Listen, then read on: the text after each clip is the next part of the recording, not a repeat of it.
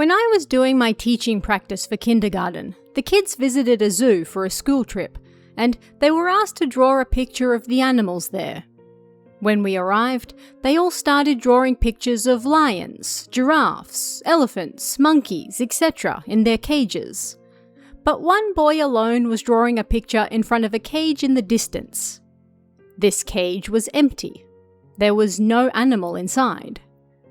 I found it a little weird, but when I approached him to see what he was drawing, it was a picture of a smiling woman in the cage. She was waving. A chill ran down my spine. "What on earth are you drawing?" I asked him. "The person in the cage," he replied. I thought maybe a janitor or caretaker was in there, but I couldn't see a single soul. Not to mention, the woman he was drawing was wearing regular, everyday clothes. As someone who was aiming to become a kindergarten teacher, it was honestly rather shocking.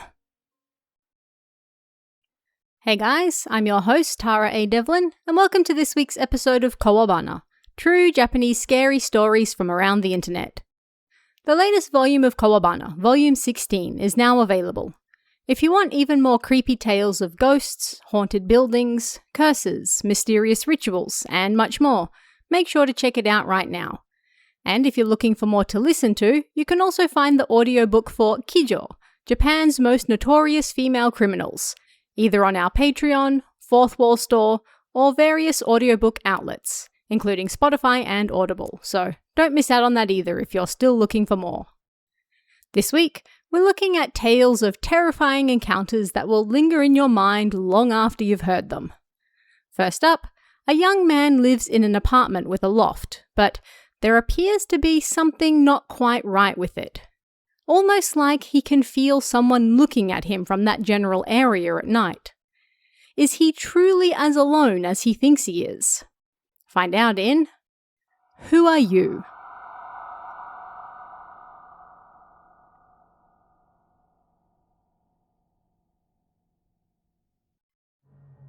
I live in an apartment that was built in 1989, the first year of the Heisei era.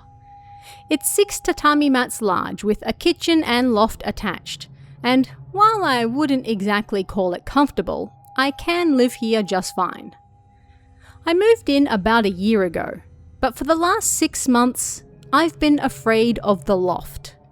When I come home from work at night and turn the lights on, the loft is right in front of me, and it feels like someone is looking at me from that dark loft. At first, I thought it was just because I was tired, so I didn't really think too much of it. But yesterday, something happened that made me regret that. I sleep in the loft, and when it's time for bed, my eyes face the kitchen and front door. I always keep an eye on the door when it's bedtime, even without realizing it, and sometimes I can feel a gaze on me then too. When that happens, I like to read a book before I sleep to calm my racing nerves. I always turn the main lights off and then turn on the small light beside my bed so that I can read. But then I noticed something strange last night. I could hear sound coming from the dark room below the loft. I listened closer. It sounded like someone breathing in the darkness. Next thing I knew, I was frozen on the spot. I couldn't move. Was somebody in the room with me? My heart started racing, and the air felt heavy. All I could see was my dark room. But there was definitely a noise. It was right below the loft, in the blind spot. Someone was down there by the wall, watching me. I could envision it so clearly that it made me shrink back even further. This standoff continued for a while, and I was unable to do anything. Then, the sound of breathing suddenly stopped. I took this to mean that I was free, and I sighed in relief. But then the ladder leading up to the loft started to creak. It sounded exactly like someone climbing up. Caught off guard again, I froze once more. Why on earth was this happening to me? Either way, I tried to ready myself for whatever might come. The sound continued. Before long, I would be able to see it. Only a few seconds had passed, but it felt like hours. However, as I waited at the ready, nothing came into view. The sound stopped. It was already in the loft. What on earth was going on? But as soon as the thought entered my head, the light next to my bed went off. And in the darkness, for just a second, I heard a voice. "Who are you?" Next thing I knew, it was morning. It appeared I had passed out. I have no desire to figure out what strange thing I experienced. I feel like if I did that, it would just make things worse. Now I'm debating whether I should keep renting this apartment or not. If something like that happens again, I'm not sure I could bear it. In this next story, a student obsessed with running uses a local bridge to practice at night. But this bridge has a bit of a reputation. A reputation he is perhaps about to run into and experience firsthand. Find out why in Flowers on the Bridge.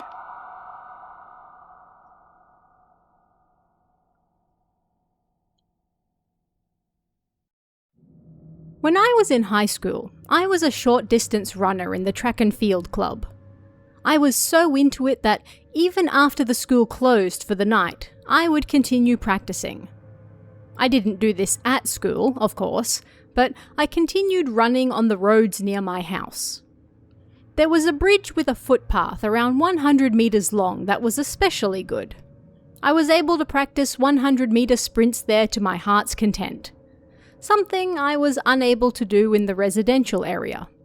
However, that bridge had one small problem. People often jumped from it. This bridge stood around 30 meters above the river below, and there were few streetlights, so this made it a pretty popular spot for that reason. I often found flowers around the middle of the bridge, which seemed to be the most common spot. But I was so dedicated to running faster, to being able to move even faster than the people who jumped, that I paid no attention to it. If anything, I was so enthusiastic that I figured I might as well patrol the area as well while I was there. But one night, I saw something strange there. A girl in a white dress was running across the bridge.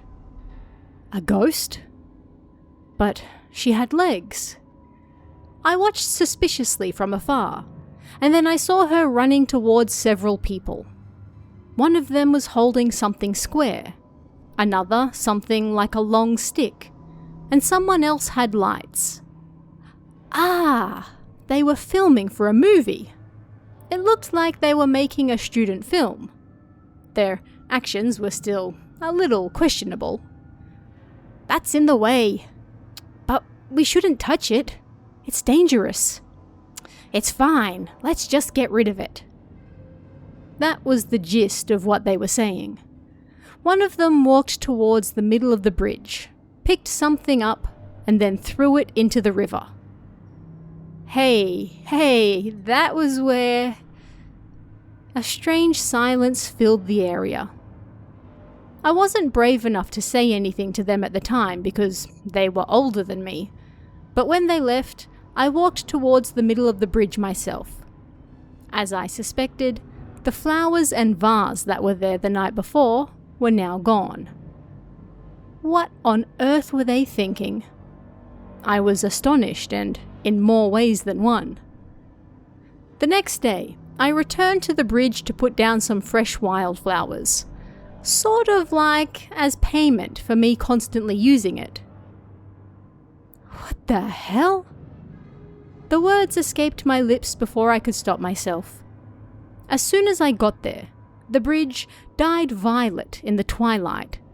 I saw a pile of flowers in the usual spot. No, a mountain of flowers might be a more accurate way of putting it. there was enough to fill 2 large rubbish bags.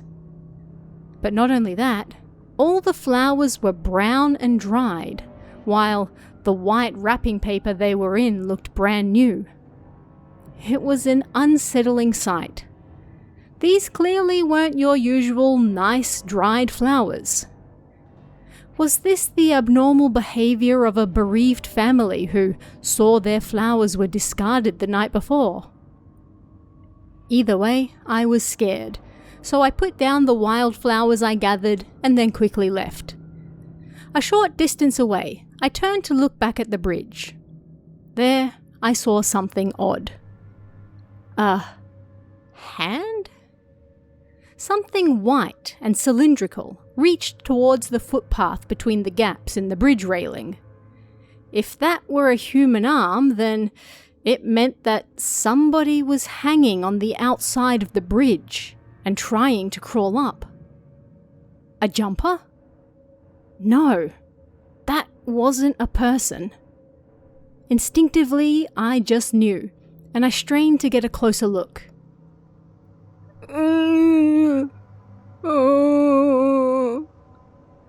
A woman's languid voice echoed, and her wet long hair made a wet sound as it poked through the gap in the railing. Her head was poking out too. I could see her face. Right as I was about to look away, I saw it.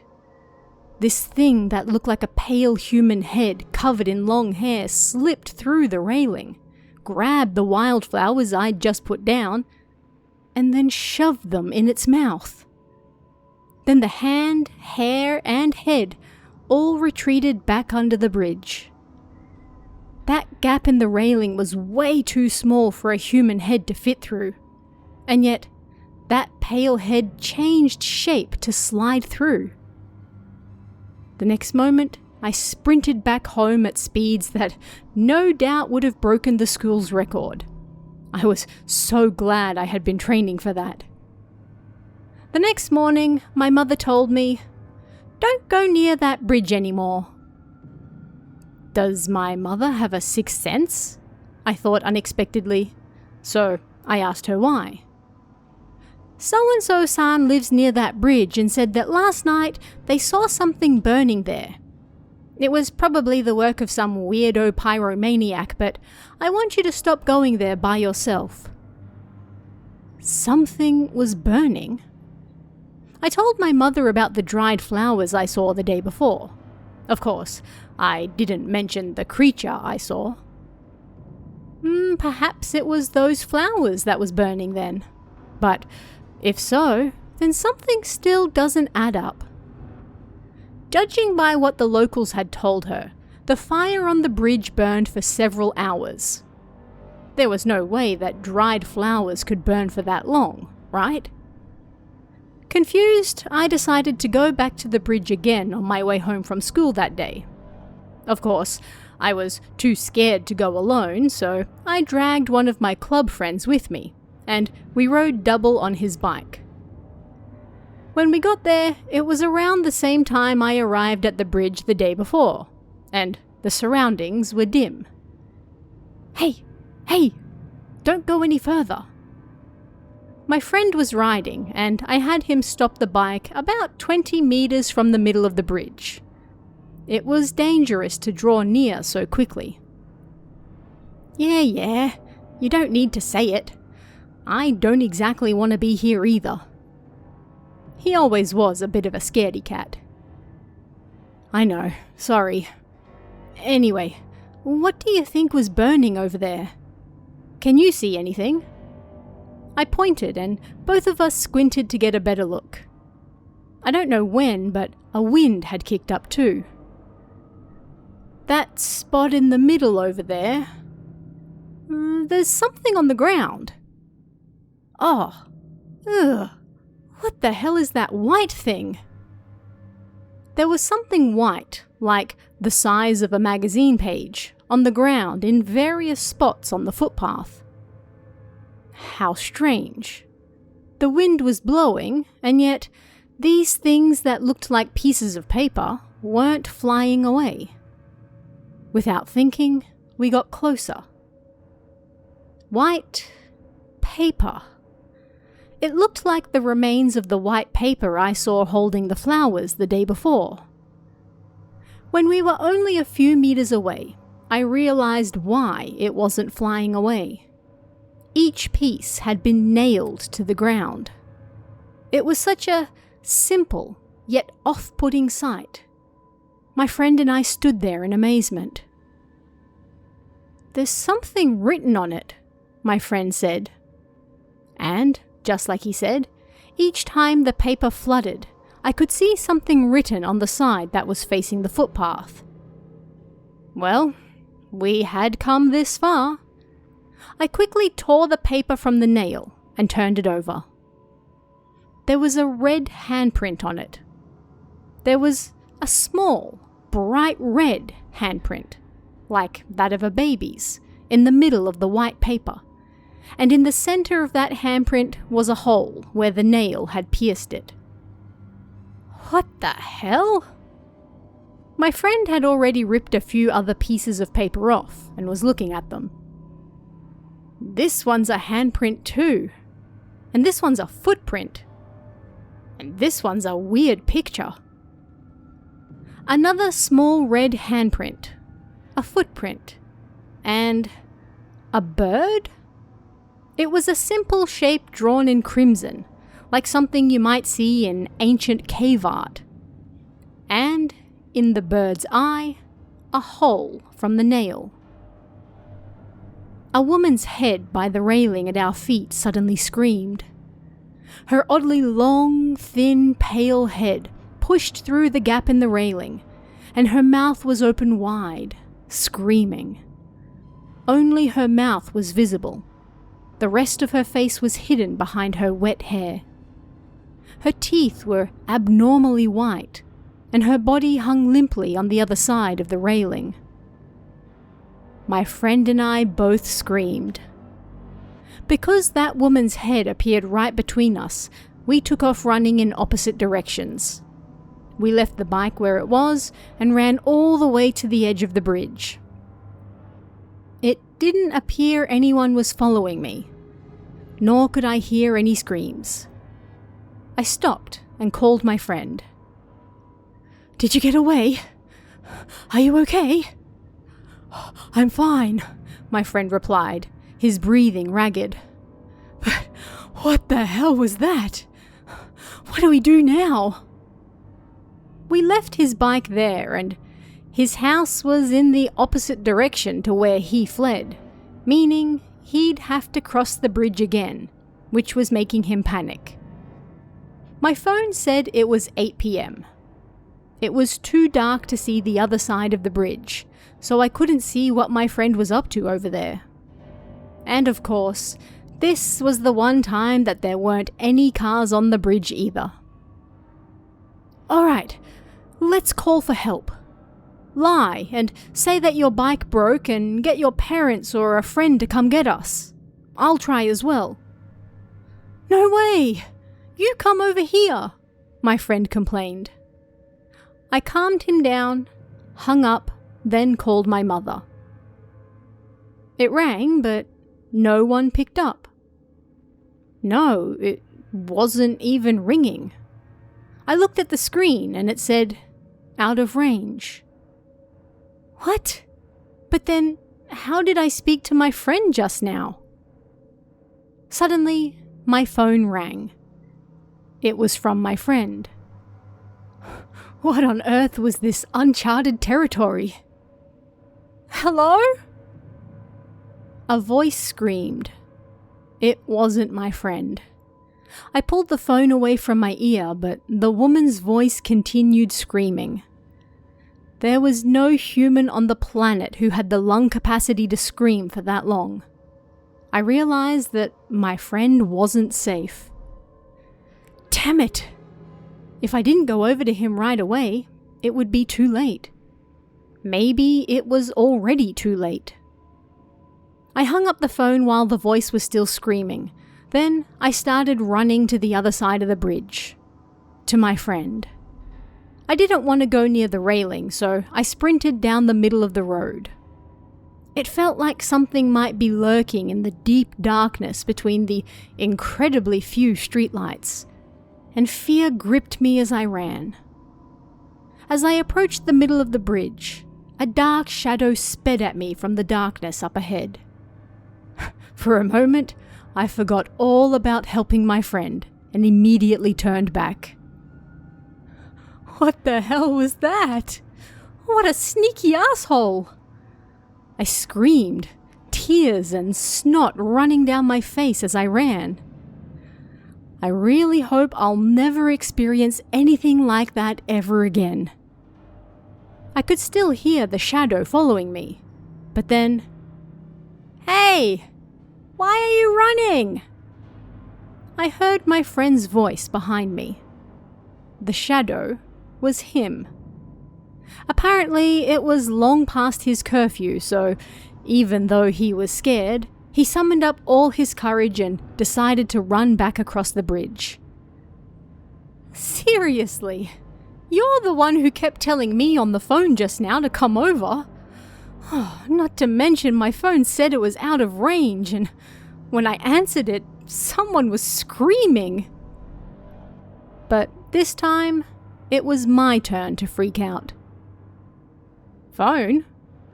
My phone's still in my bag in my bike basket though. Was he really trying to scare me? At a time like this? However, he genuinely looked confused. So, who was that on the phone then? After that, the two of us walked back home. I felt bad for my friend, having to walk next to me as I stank like pee and having to leave his bike behind, and we were both so exhausted that neither of us spoke. As I walked down the dark night roads, I thought about what happened. If I had crossed the bridge, what would have been waiting for me there? What would have happened to me? The thought almost made me wet myself again, even though I had nothing left in me. Hey, so about that bridge, have people always thought it was dangerous, or does it have some dark history or something? A few days later, I asked my grandfather, who knew a lot of local history, about that bridge. Ah, that area. Well, you see, he said. Then he bent his thumb and held up 4 fingers. 4 legs. Did you know that there used to be people who were referred to by that name? Although they're still around even now. What sort of work did people do back then when they couldn't find anything? 4 legs. In the area where I'm from, these people would either gather food for livestock or they'd collect gravel from the riverbed. Good quality gravel could be sold for high prices to construction companies. Of course, there were people who would work themselves to death collecting that gravel. At the time, however, there wasn't a dam, so the water levels by the riverbed could get rather rough, and each year, numerous people drowned. This all settled once a dam was built, and then that bridge was built over the top of it. This was what my grandfather told me. But there was one more creepy thing.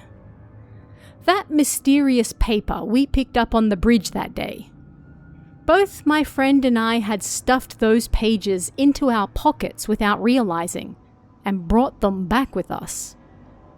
We both burnt the pages and then sprinkled some salt by the entrances to our houses and doors to our rooms. At present, I can't say I've noticed any changes, and I don't know if what we saw had anything to do with the story my grandfather told me, but either way, Neither my friend nor I have ever gone back near that bridge again since. A lonely boy chats with a mysterious kid who shows up in his room one night. But is this boy really who he appears to be? And what is it that he's truly after? Find out in Handsome Boy.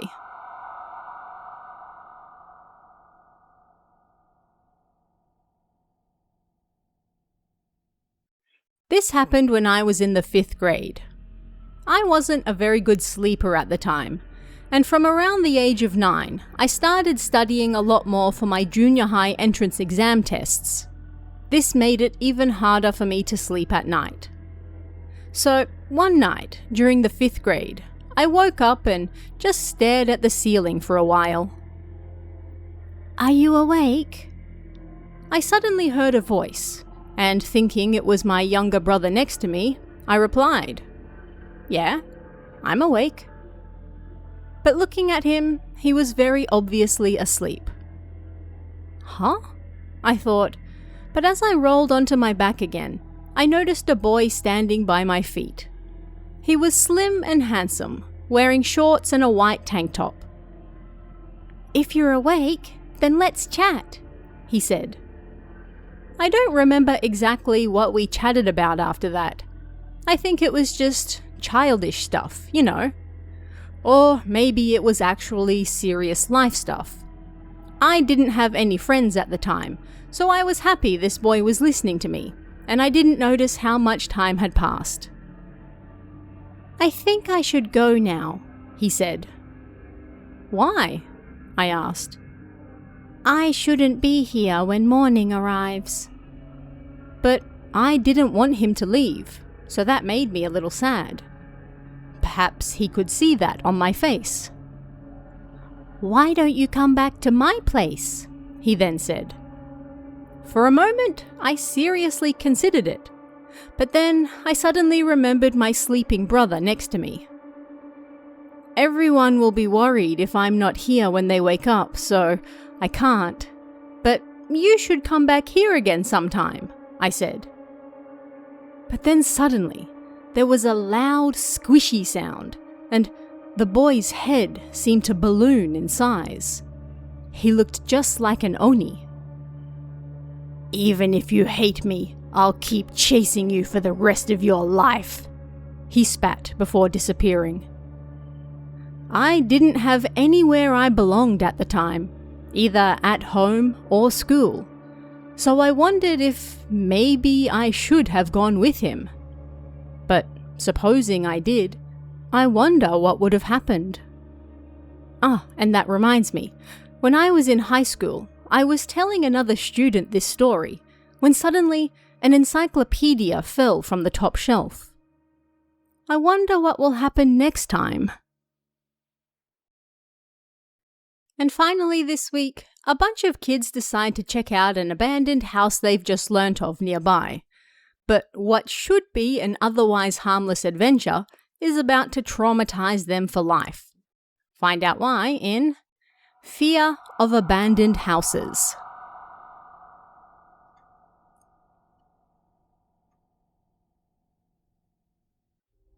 This happened when I was in the 4th grade. I think everyone has experienced this at some point in their lives, but when you're little and hear the words abandoned house, you can't help but get excited, right? I remember the day that happened to me.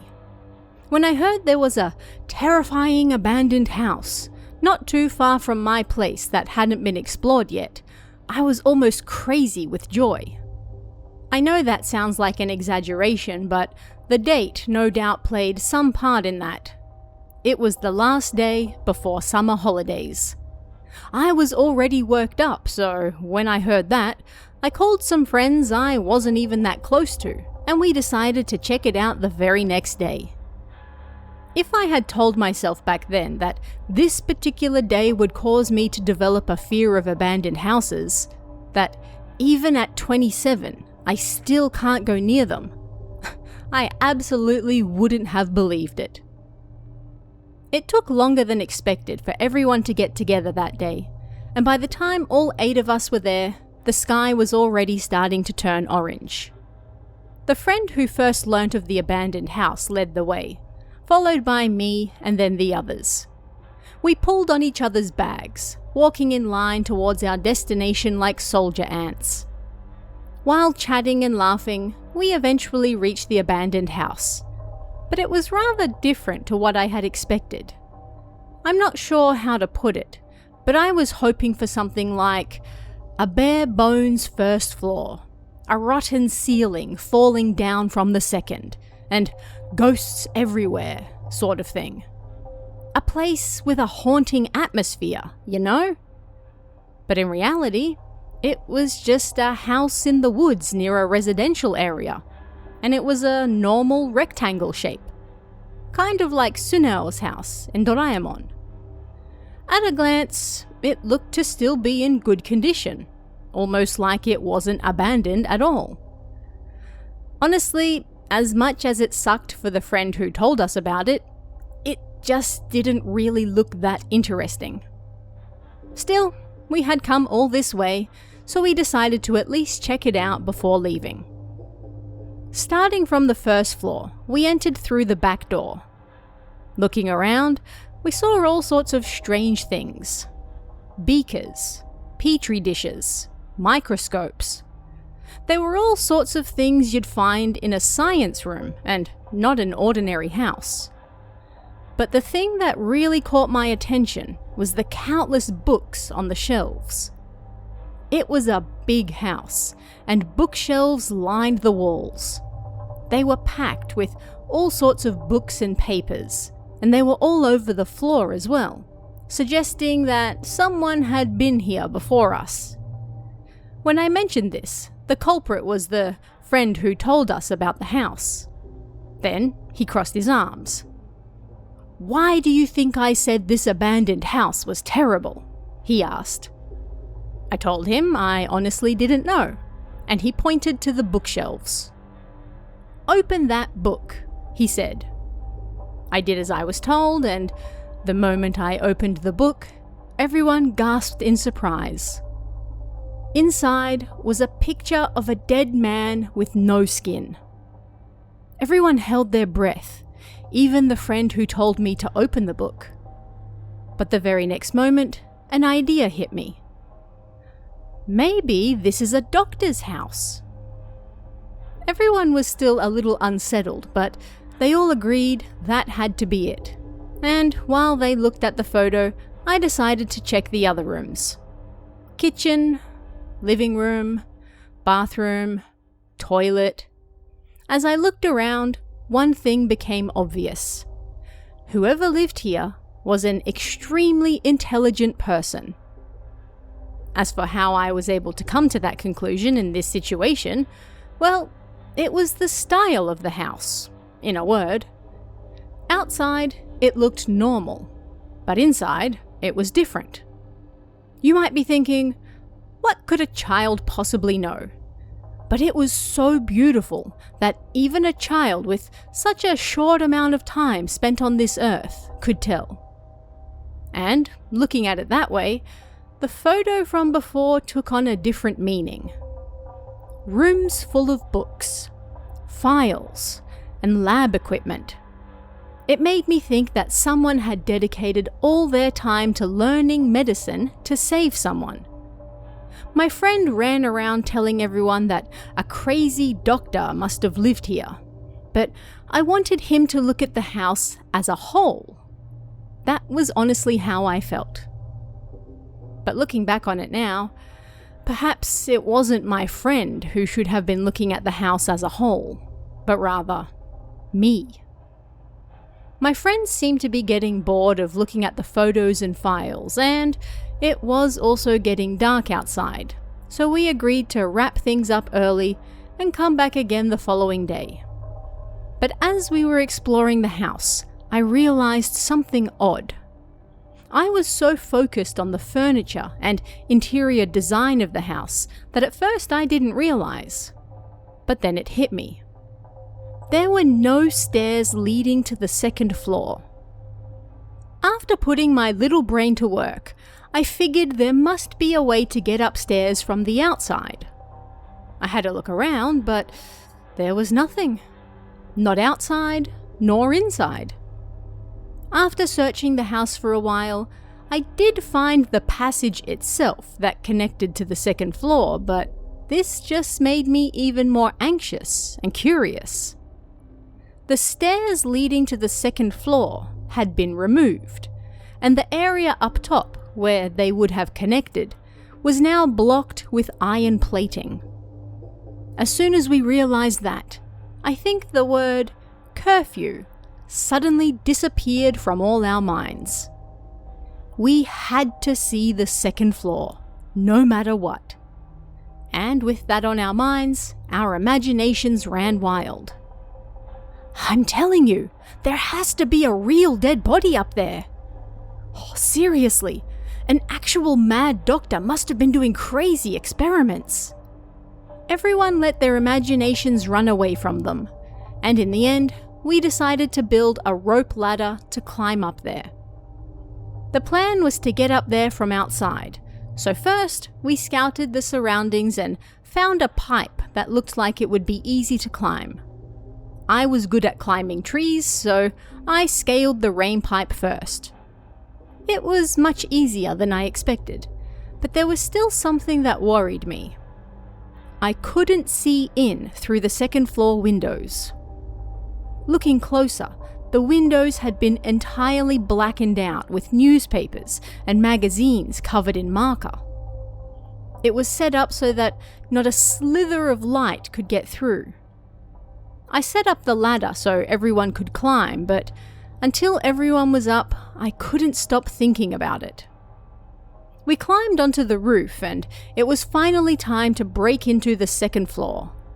But everyone seemed worried when I told them about the windows, so we decided to hold a vote. Those who wanted to go in, and those who wanted to go straight home instead. In the end, our curiosity won. I took the lead and reached out for a window. It opened. Honestly, I was half happy and half full of regret. Now, we had to go in. Readying myself, I pushed the window fully open, and a smiling woman in a bikini greeted me. It was a poster. Oh, man, my heart just stopped. As I sighed in relief, my friends burst out laughing at me. This annoyed me, but it also lightened the mood, so I couldn't stay angry. But something still bothered me. Why did the poster have lipstick on its lips? Although I was suspicious, I stepped through the window and onto the second floor. The hallway was dark and damp. Of course it was. Looking around, no light could get in. Every single gap was covered in blackened magazines and newspapers, so no matter how sunny it was, no light could enter. Until just a few short moments ago, I'd been thinking about how the owner of this house was an intellectual with great taste. But now, I couldn't stop thinking about what my friend said earlier. I'm telling you, there has to be a real dead body up there. Seriously, an actual mad doctor must have been doing crazy experiments. I wanted to go home, right that very second. But curiosity kept pushing us forward. Proceeding ever so slowly, with each step, we could feel just how strange the owner of this house really was. The further we went down the hall, the less the walls were covered in black, and on the contrary, this made it feel even weirder. The walls near the entrance were blackened and covered in posters of supermodels and women in bikinis. That was fine, but these posters on the walls down the end had their faces gouged out and replaced with the corpse photos from downstairs. All positive thoughts vanished. It didn't matter whether it was the original owner of the house who did this, or someone who took up residence after. We were all speechless at the sight, but without saying a word, we still understood each other. We were all in agreement. We should get out of there right away. As we all turned heel to go back to the window, one of my friends suddenly said something. "Someone's here." We all turned to look in the direction he was pointing our torches at the frosted glass door at the end of the hall. There was a woman in her underwear. Not just one, but numerous women. We couldn't even scream. We all just froze on the spot with our torches on the women. I have no idea how long we stood there like that for, but finally, someone broke the silence. "Are they mannequins?" "Yeah, maybe," I replied. Slowly opening the glass door, we confirmed that the women were indeed just mannequins. "Oh, they're just mannequins. Jeez, give me a break." Looking around the room, it was jam-packed with them. There were probably 20 or so stuffed into this large room. "How creepy," everyone muttered. But it wasn't the number of mannequins that made it creepy. Rather, it was how they looked. They were all wearing underwear, but not the normal type. We were just kids, but even I recognized that it was the type of underwear you might see in magazines men left behind at the park. A chill ran down my spine. It was like getting a glimpse into the mind of the person who lived here. But then, one of my friends suddenly pointed at me. "Hey, the guy who lived here must have been a pervert, just like you." Everyone burst into laughter, and the tension in the air slackened a little. "Let's have a quick look around before we go," someone said, and everyone nodded in agreement. Entering the room, we saw a few things other than the mannequins. An old TV, some toys, audio equipment, some other bits and bobs, and also a mountain of books. I picked one up and opened it. "So these are the same too, huh?" I said before I could stop myself. If you've read this far, then you no doubt know what I meant. "This one has also had its face and body changed," I said, turning to look at my friend, but he was playing around with something. Looking closer, it was a car battery. "You'll get a shock. Stop that," I warned him. "It's fine," he said mindlessly, for just a moment looking a little shaken before getting right back to it. Sighing, I picked up another book, but then my heart froze. Vroom! That distinctive sound you hear when you turn an old TV on filled the room. "It turned on! I'm a genius!" my friend screamed happily in front of me. But everyone else's faces froze when they asked him the most obvious question. "Why on earth did you turn the TV on?" But that wasn't the reason why my heart stopped. I opened my now dry mouth. "This magazine, it's from this month." At that, everyone making a fuss in front of the TV seemed to finally understand the situation. Something creaked faintly. The newscaster's face on TV was warped and ashen, looking like it might break at any second. White noise mingled with the sound of the voice coming from the TV, and the light of it and our torches illuminated the back corner of the room. There, amongst the forest of mannequins, we saw it. A smiling face, full of joy, that only humans can manage. The moment we all realized it was a person, we screamed, and the person pushed through the mannequins as they rushed towards us. or rather, they ignored everyone else and ran straight towards me. Everyone screamed and ran, but I faced them and stood my ground. The figure before me was undoubtedly a real person, a living man. My mind desperately tried to understand what was going on. If he were a ghost, I wouldn't be able to reason with him. But if he were a human, then I should be able to. All right. I really should have just run away. I knew that, and yet I was so scared that I couldn't. "Hello," I said. "You're cute." Was he complimenting me? "Do you like this? Do you like these sorts of things?"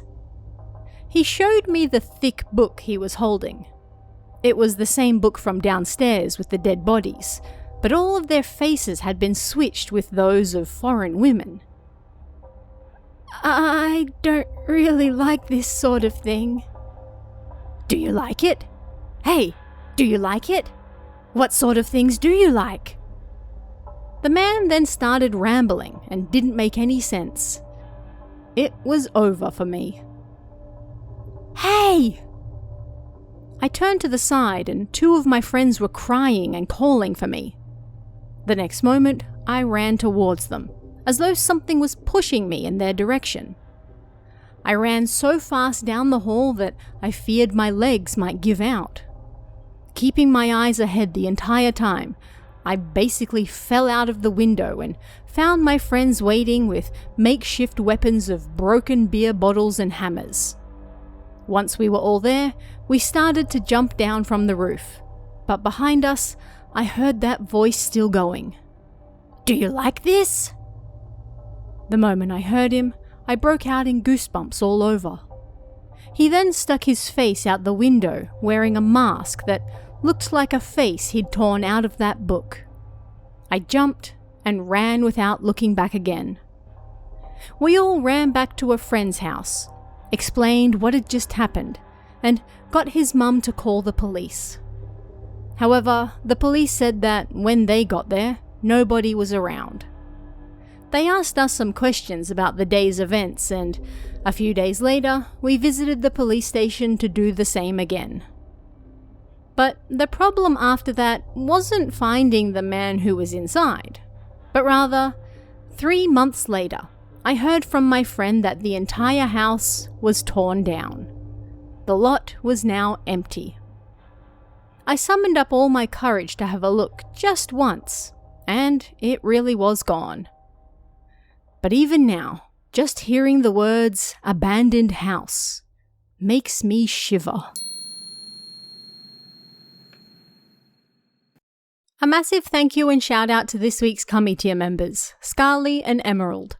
It's thanks to your support, along with everyone else, that I'm able to keep doing this show, so thank you very much. Don't forget to check out Kowabana Volume 16, out right now. And check out our merchandise store at kowabana-shop.fourthwall.com. And if you'd like to chat about this week's stories, come and join us in the Kowabana Discord. You can find that link in the description or on kowabana.net. You can also check out our Patreon at patreon.com/TaraADevlin for exclusive bonus stories and extras, or our YouTube channel at youtube.com/KowabanaJapan for all sorts of Japanese horror you won't find anywhere else. Thanks guys, stay safe, and I'll see you again next time for even more Kowabana, true Japanese scary stories from around the internet. Want even more scary stories? Head over to kowabana.net for new translations every week. You can also join our Patreon for exclusive stories you won't find anywhere else. Head over to kowabana.net now.